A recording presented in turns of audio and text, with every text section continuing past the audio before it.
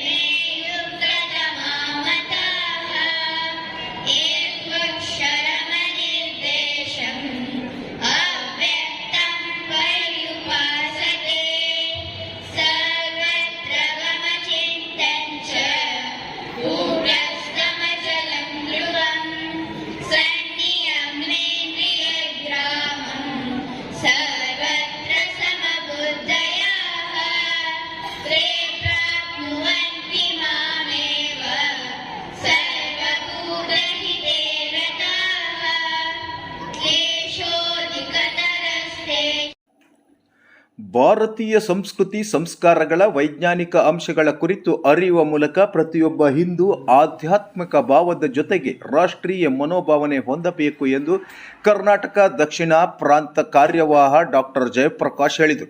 ಅವರು ಸಾಗರದ ಗಾಂಧಿ ಮೈದಾನದ ಪುರಸಭೆ ರಂಗಮಂದಿರದಲ್ಲಿ ಹಿಂದೂ ಸಂಗಮ ಆಯೋಜನಾ ಸಮಿತಿ ಆಶ್ರಯದಲ್ಲಿ ಹಮ್ಮಿಕೊಂಡಿದ್ದ ಹಿಂದೂ ಸಮಾಜೋತ್ಸವ ಕಾರ್ಯಕ್ರಮ ಉದ್ಘಾಟಿಸಿ ಮಾತನಾಡಿದರು. ಹಿಂದೂ ರಾಷ್ಟ್ರ ಭಾರತದ 5125 ವರ್ಷಗಳ ಹಿಂದೆ ಪ್ರಪಂಚದ ಎಲ್ಲ ದೇಶಗಳಿಗಿಂತ ಅತಿ ಹೆಚ್ಚು ಸಂಪದ್ಭರಿತವಾಗಿತ್ತು. ಅಂದು ಸಾಧು ಸಂತರಿಂದ ಕೂಡಿದ ಧಾರ್ಮಿಕ ಶ್ರೇಷ್ಠ ದೇಶ ಎಂಬ ಹೆಗ್ಗಳಿಕೆಗೆ ಪಾತ್ರವಾಗಿತ್ತು. ಸನಾತನ ಸಂಸ್ಕೃತಿ ಪುರಾತನವಾದುದು ಎಂಬುದು ಪಂಚಾಂಗಗಳನ್ನು ನೋಡಿದಾಗ ಸಾಕ್ಷೀಕರಿಸುತ್ತದೆ ಎಂದರು. 1912ರಲ್ಲಿ ಹಿಂದೂ ಸ್ಥಿತಿಗತಿ ನೋಡಿದ UN ಮುಖರ್ಜಿ ಎಂಬುವವರು ಹಿಂದೂ ಧರ್ಮ ಸಂಸ್ಕೃತಿ ನಶಿಸಿ ಹೋಗುತ್ತದೆ ಎಂದು ಉಲ್ಲೇಖಿಸಿದ್ದರು. ಆದರೆ ತ್ಯಾಗ ಸೇವೆಯ ತಳಹದಿಯಲ್ಲಿ ಅಹಿಂಸೆಯ ತತ್ವ ಅಳವಡಿಸಿಕೊಂಡಿರುವ ಸನಾತನ ಪರಂಪರೆ ಚಿಗುರೊಡೆಯಿತು. ಪುಣ್ಯಾತ್ಮರ ಭೂಮಿ ಎಂಬ ಹೆಸರು ಪಡೆಯಿತು. ವೇದವ್ಯಾಸರು ಶ್ಲೋಕಗಳ ಮೂಲಕ ಧರ್ಮದ ಸನಾತನ ಸಂಸ್ಕೃತಿಯ ಮಹತ್ವವನ್ನು ಜಗತ್ತಿಗೆ ತಿಳಿಸಿದರು ಎಂದರು. 1835ರಲ್ಲಿ ಮೆಕಾಲೆ ಭಾರತಕ್ಕೆ ಆಗಮಿಸುತ್ತಾನೆ.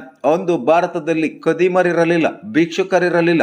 ಅತ್ಯಂತ ಪ್ರಾಮಾಣಿಕ ಸೇವಾ ಮನೋಭಾವದ ಪ್ರಬುದ್ಧ ಸಂಸ್ಕಾರ ಸಂಸ್ಕೃತಿಯ ದೇಶವಾಗಿತ್ತು.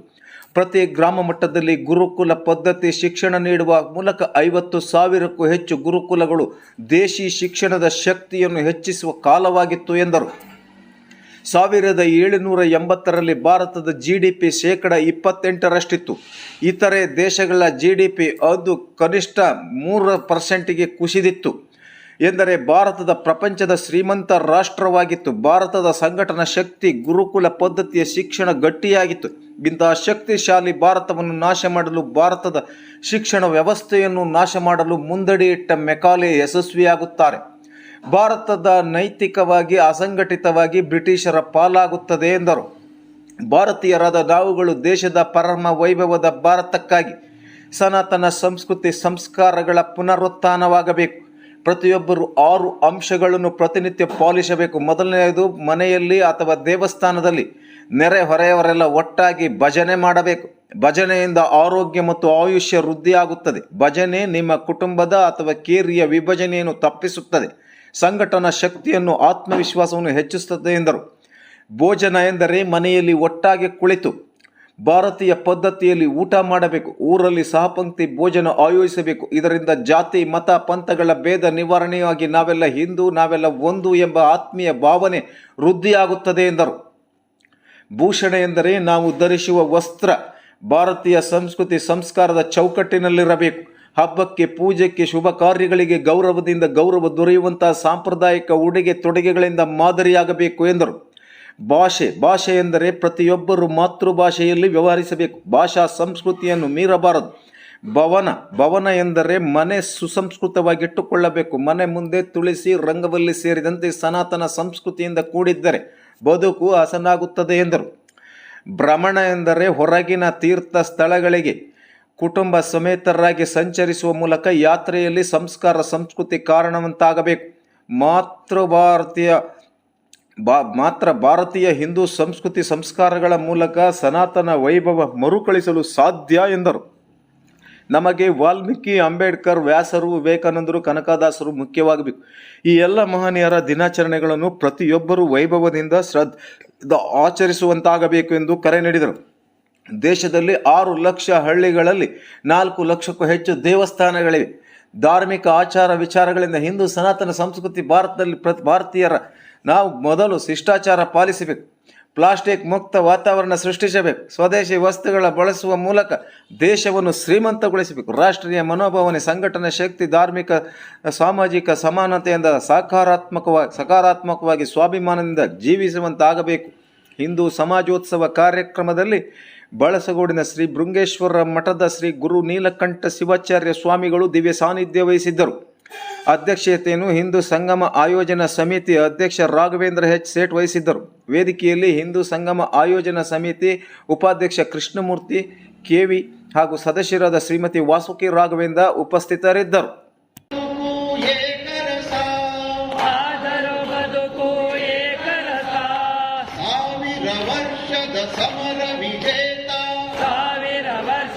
ಸಮರ ವಿಜೇತ ಪಾವನ ಹಿಂದೂ ಜೀವರಸ, ಪಾವನ ಹಿಂದೂ ಜೀವರಸ.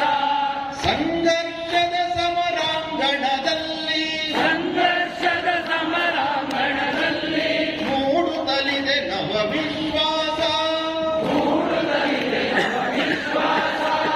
ಗ್ರಾಮ ಗ್ರಾಮಕ್ಕೂ ಪ್ರತಿ ಹೃದಯಕ್ಕೂ, ಗ್ರಾಮ ಗ್ರಾಮಕ್ಕೂ ಪ್ರತಿ ಹೃದಯಕ್ಕೂ ಹಿಂದೂ ರಾಷ್ಟ್ರದ ಸಂದೇಶ, ಹಿಂದೂ ರಾಷ್ಟ್ರದ ಸಂದೇಶ.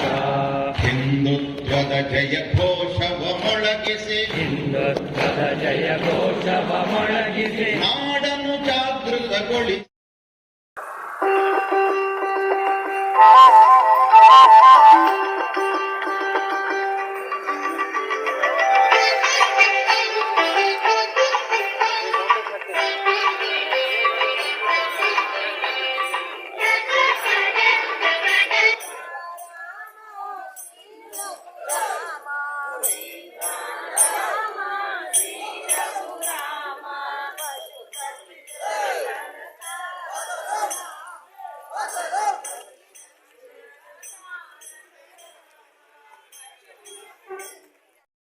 ನಮ್ಮ ಕೋದಗಾರ ಮನೆಯಿಂದಲೂ ಇದುವರೆಗೂ ಯಾವುದು ಬಹಳ ಸರ್ವತ್ರ ಮಾಡ್ತಾ ಇದ್ದೀವಿ.